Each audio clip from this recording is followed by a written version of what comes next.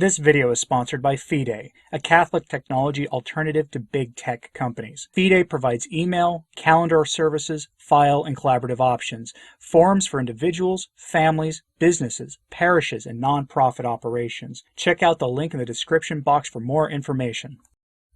There have been a lot of criticisms of Benedict XVI and things around him, and I'll leave the more theologically minded people to go after his what they would call perceived errors in his theology and other things, and his behaviors, as some have said, are not that different from the way Francis acts. This is that Benedict did it with less malice. I'll leave that to the more theologically minded, and if things get heated, maybe I'll report on any key debates or whatever. My only real thought about all this is we need to be consistent. And what do I mean by that? We have had, since 2013, 2014, the canonization of virtually every single pontiff from the Second Vatican Council. Every single one of them. With the exception of John Paul I, who's begun his canonization process despite having only served in the papacy for 33 days or so, the famous September Pope. And, of course, Benedict XVI, who just passed away less than a week ago. Then the question that comes to mind about this is that we've long been criticizing this canonization of the council through the canonization of the papacy, or the popes themselves. These popes, on the one hand, one of the errors that got promoted by Vatican II was this thing called collegiality, and it's the elevation of the bishops as a body to being on par with the Pope. It's more complicated than that. That is the bird's eye view from 1,000 feet above the issue of collegiality. But it was a sort of stripping of some of the real power of the Roman pontiff. At the same time that we also got like a birthing of hyperpapalism, which is a different error that essentially says the Pope is right in every single thing he does, and that he's chosen by the Holy Ghost and all this other nonsense that didn't exist before Vatican I. These two things, you would think, conflict with each other, and they do, logically, but they've really come into their own since Vatican II. And we see it in the canonization of literally every single pontiff since the time of the council. And I bring this up because you cannot possibly have missed by now the cry of Santo Subito about Benedict XVI. People are declaring him a saint already, and I want to ask you to be cautious, okay? And be thoroughly logical and to be consistent here. If we are criticizing the canonization of literally every pontiff of Vatican II, then maybe we should put the brakes on this with Benedict XVI. Let the process play out naturally. And what do I mean by that? First and foremost, if you passionately believe him to be a saint, begin work to promote his cause for canonization. Start working with a priest or a bishop who is friendly to the cause. There's no shortage of them right now. And craft prayers for his intercession. Begin praying for Benedict's intercession. Organize people to do this. Get people who are in dire straits to pray for this. Why?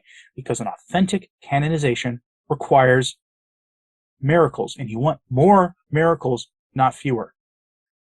One of the critiques of the canonization of most of the pontiffs from Vatican II onwards is that these pontiffs have been canonized on what some have said are dubious miracles. Miracles that when you actually look at them scientifically can actually be explained. That's kind of the whole point of a miracle, is that they kind of defy what the natural order of things. Others say that those requirements have been waived, and people say, well, a pope can do that. Perhaps, but maybe we should be consistent in our critiques. If people express doubts, like they did about Paul VI getting canonized, because he had no cultus, meaning there was no organized movement of people praying for him. And have you ever heard of anybody who had a devotion to Pope Paul VI before he was canonized? No, I haven't. In fact, I distinctly remember Michael Matt's video over on The Remnant back when the canonization was announced. He was just dumbfounded looking. And he's been in this battle a lot longer than most of us have. So what I'm suggesting is you don't have to be hostile to the concept of Benedict as a pope or as a saint. What I'm suggesting is, one, let's put the brakes on things. Start organizing. If you are passionate about this, start praying for his intercession and do things the correct way. Start documenting any miracles associated with him, because you want this to be done legitimately. And the other thing is, I would suggest they wait at least 30 years before they do this, and make sure, that way it's not Francis doing it. It's probably not Francis II doing it. By then, we would hopefully have gotten a better pontiff. You can tell I don't believe in the St. Malachi prophecy if I'm saying a pope beyond Francis. We just need there to be no doubt, and you want this to be handled correctly. I mean, I would love to see the devil's advocate brought back, 5 miracles or something.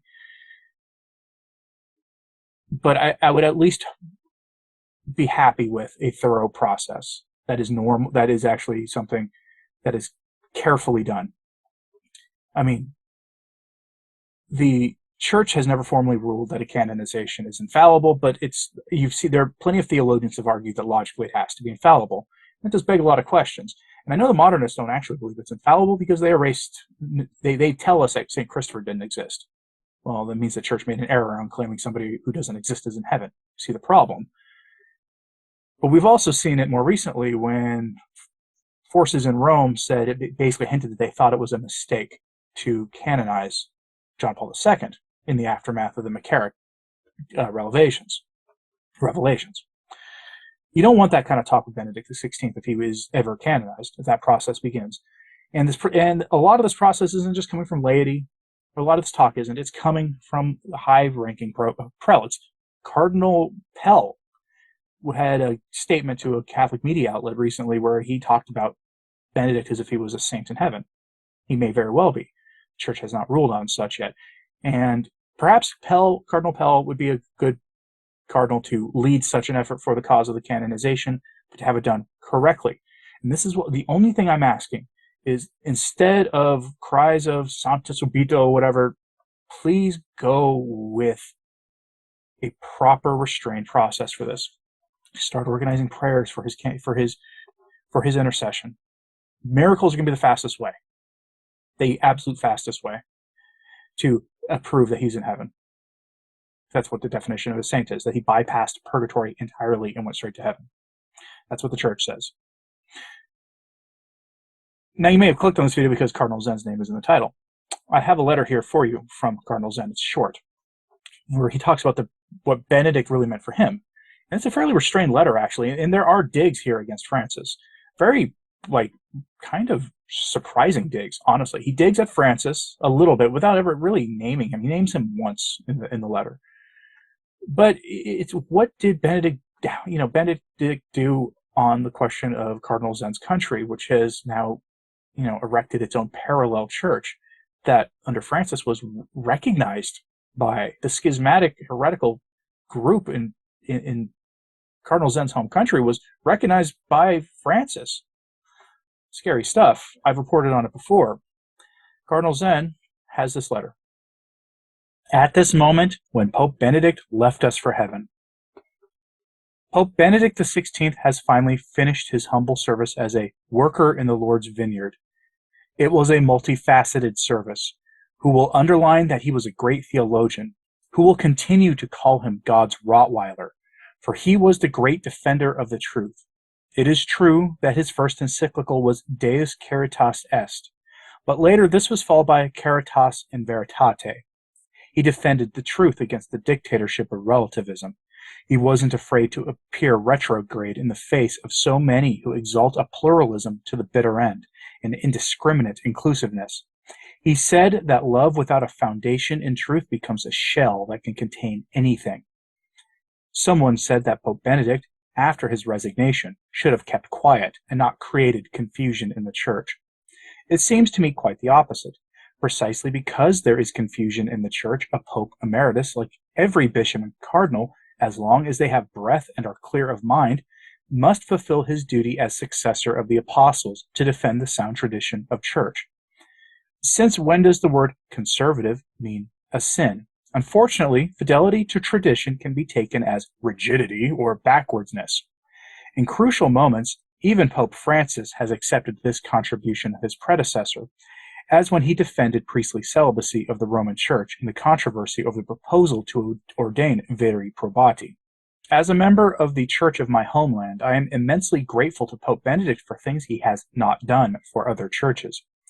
First of all, a letter, dated June 29, 2007, which was a masterpiece of balance between the lucidity of Catholic ecclesiological doctrine and humble understanding of civil authority. Catholic ecclesiology which is not personal to him, but expounded by him with unsurpassed clarity and concreteness. Unfortunately, a rather worn letter, errors, more likely also manipulations, in the translation in my home country, and tendentious quotation against the obvious meaning of the letter. Another extraordinary thing he has done for the Church in my homeland is the establishment of a powerful commission to take care of the affairs of the Church in my homeland.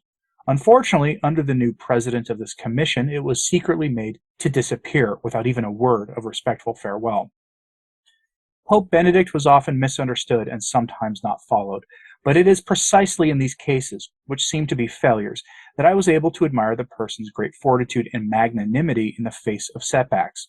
I saw Cardinal Meissner cry during those days when the German episcopate severely criticized the German Pope. In the Angelus of December 26, 2006, Pope Benedict exhorted the faithful of my country to persevere in the faith, even if in the present moment everything seems to be a failure. Despite his great effort, Pope Benedict had failed to improve the situation of the Church in my land. He could not accept any compromise. I am still convinced that every effort to improve the situation of the Church in my country will have to be done along the lines of the 2007 letter. I noted that even the great executor of the Church's Ostpolitik, Cardinal Casseroli, did not believe he could always succeed with diplomacy. As we remember the great pontiff, let us remember that we now have him as a powerful intercessor in heaven. With his intercession, let us pray that everyone, the Church in Rome, the Church in my country, and its authorities will be moved by God's grace to bring about true peace for the Church and for our country. Beautiful words from Cardinal Zen. And I do note that there was, restraint in how he talked about Benedict XVI. He clearly was fond of the man, clearly believed him to be holy, but he didn't go quite to declaring him a saint, and I appreciate that. And again, I'm not against the concept of Benedict XVI as a saint in heaven. I am simply against him getting rushed in an emotional period to being canonized, not knowing what the consequences of that could be.